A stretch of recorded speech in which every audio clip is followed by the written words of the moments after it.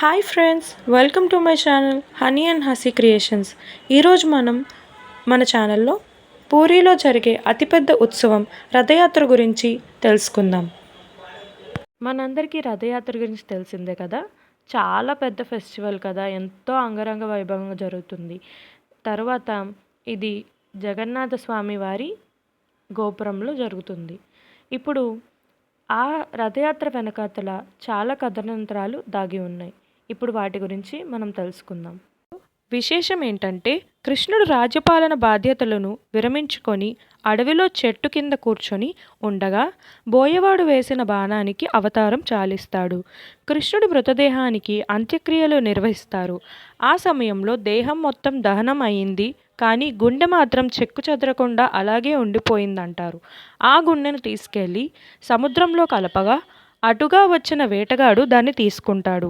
అప్పటికే నీలిరంగులో మారిపోయిన ఆ గుండెను తీసుకెళ్ళి ఓ దైవ ప్రసాదంగా భావించి ఓ గుహలో నుంచి నిత్యం పూజ చేసేవాడు.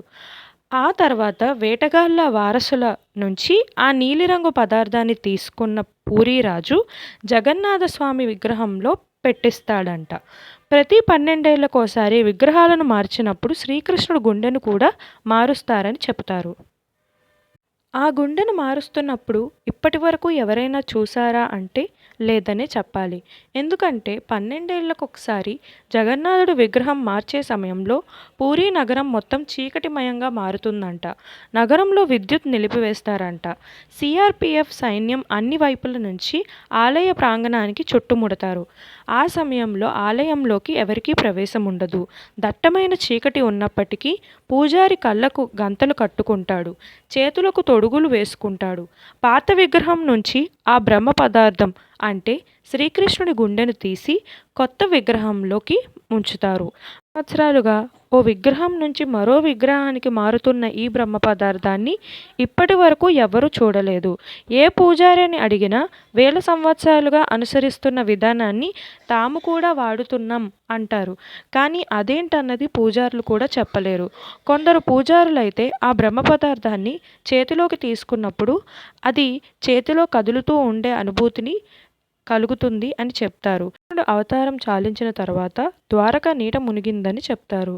గాంధారి శాపం కారణంగా మహాభారత యుద్ధం తర్వాత 36 ఏళ్లకు కృష్ణుడు అవతారం చాలించగా గాంధారి శాపంతో పాటు సప్తఋషుల శాపం మేరకు ముసలం పుట్టి యాదవ వంశం నాశనమైంది.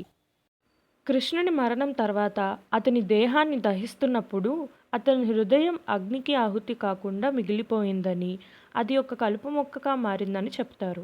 ఆ కలుపు మొక్కను ఇంద్రద్యుమ్న మహారాజు కనుగొన్నాడని, ఆ కలుపు మొక్కతో జగన్నాథ, బలభద్ర, సుభద్ర విగ్రహాలను తయారు చేయాలని నిర్ణయించుకున్నాడని కూడా ఒక కథనంలో ఉంది. కృష్ణ భక్తులకు లేదా విష్ణు భక్తులకు ఈ దేవాలయం ఎంతో ప్రియమైనది. ఆలయ విగ్రహాలు చెక్కతో తయారు చేసి ఉండటం ఇక్కడ ప్రత్యేకత. ఆలయంలో శ్రీకృష్ణుడు, సుభద్ర, బలరామ సమేతంగా దర్శనమిస్తాడు. జగన్నాథుడు పేరుతో ఆలయ దైవం ఉంటుంది. సంస్కృత భాషలో జగత్ అంటే విశ్వమని, నాథ్ అంటే ప్రభువు అని అర్థం. హిందూ ఆచారాల ప్రకారం భక్తులకు ముఖ్యంగా విష్ణువు, కృష్ణుడిని ఆదరించటం వాళ్ళకి చాలా ఇష్టమైనది. ఈ గుడి ప్రముఖమైన పుణ్యక్షేత్రం కూడా. ప్రతి హిందువు తన జీవితకాలంలో తప్పక దర్శించవలసిన 4 ధామ్ పుణ్యక్షేత్రంలో ఈ దేవాలయం కూడా ఒకటి. ఈ దేవాలయం ప్రతి ఏటా నిర్వహించే రథయాత్ర లేక రథ ఉత్సవానికి చాలా ప్రసిద్ధి చెందింది. ఈ రథయాత్ర అనగా జగన్నాథుడు, బలభద్రుడు, సుభద్ర అనే దేవతల రథాలను ఊరేగించే పండుగ. ఇది ఒడిస్సాలోని పూరీలో ప్రతి సంవత్సరం జరుగుతుంది. ఈ పండుగ వెనుక ఉన్న కథ ఏంటంటే, జగన్నాథుడు, బలభద్రుడు, సుభద్ర తమ అత్తగారింటికి అంటే గుండిచా ఆలయం వెళ్ళడానికి రథాలపై ఊరేగుతారు. ఈ యాత్ర 9 రోజుల పాటు జరుగుతుంది. ఒకప్పుడు అవంతి దేశాన్ని ఇంద్రద్యుమ్నుడు అనే రాజు పరిపాలించేవాడు. అతను విష్ణు భక్తుడు. జగన్నాథుని ఆలయం నిర్మించాలని కోరుకున్నాడు. అతని కోరిక మేరకు జగన్నాథుడు, బలభద్రుడు, సుభద్ర విగ్రహాలను ఒక కలుపు మొక్క నుండి తయారు చేయించాడు. విగ్రహాలు తయారీ తర్వాత వాటిని రథాలపై ప్రతిష్ఠించి గుండిచా ఆలయానికి ఊరేగింపుగా తీసుకువెళ్తారు. అప్పటి నుండి ప్రతి సంవత్సరం రథయాత్ర నిర్వహిస్తున్నారు. ప్రజలు ఈ యాత్రలో పాల్గొని జగన్నాథుని ఆశీస్సులు పొందుతారు. రథయాత్ర అనేది హిందూ మతంలో ఒక ముఖ్యమైన పండుగ. ఇది భక్తి, ప్రేమ, ఐక్యతను సూచిస్తుంది. భక్తులు ఈ పండుగలో పాల్గొని తమ జీవితాలను సంతోషంగా, విజయవంతంగా మార్చుకోవాలని కోరుకుంటారు. రథయాత్రకు 2 రోజుల ముందుగా అమావాస్య నాడు నూతన దేవతామూర్తుల నేత్రోత్సవం జరుగుతుంది. యథావిధిగా పూజలు మొదలవుతాయి. మరుసటి రోజున ప్రజలకు నవయవ్వన దర్శనం అంటే జూలై 17వ తారీఖున లభిస్తుంది. ఆషాఢ శుక్ల విదియ నాడు పాండాలు మేళతాళాలతో ఉదయకాల పూజలు నిర్వహించి మణిమ అంటే జగన్నాథ అంటూ పెద్ద పెట్టున నినాదాలు చేస్తూ విగ్రహాన్ని కదిలిస్తారు. ఆనందబజారు అరుణ స్తంభం మీదుగా అత్యంత కోలాహల వాతావరణంలో ఊరేగిస్తూ రథం వెనుక భాగం నుంచి తీసుకువచ్చి రత్నపీఠం మీద అలంకరింపజేస్తారు. ఈ ఉత్సవాన్ని పహండి అంటారు. అసలు కుల మత భేదాలకు తావుండదు. గుండిచా ఆలయానికి వెళ్లేందుకు సిద్ధమైన సుభద్ర, జగన్నాథ, బలభద్రులను రథారూఢులై ఉండగా ఇలపై నడిచే విష్ణువుగా గౌరవాభిమానాల్ని అందుకునే పూరీరాజు పల్లకిలో అక్కడికి చేరుకోవడంతో సంబరాలు మిన్నంటుతాయి. పరమాత్ముని ముందు సేవకుడిగా మారిన ఆ మహారాజు బంగారపు చీపురుతో రథాల లోపల ఊడుస్తాడు. దీన్నే చరాపహార అంటారు. కి 60 రోజుల ముందు వైశాఖ బహుళ విదియ నాడు పనులు మొదలవుతాయి. పూరీ మహారాజు పూజారులందరినీ పిలిపించి కలప సేకరించవలసిందిగా ఆదేశిస్తాడు. సామంతరాజు దశపల్ల అప్పటికే అందుకు అవసరమైన వృక్షాల్ని గుర్తించి ఉంటాడు. వాటిని వేద పండితులు శాంతి నిర్వహించాక జాగ్రత్తగా నరికి 1072 కాండాలను పూరికి తరలిస్తారు. రథాల నిర్వహణకు 13,000 గణపటి అడుగుల కలప అవసరం.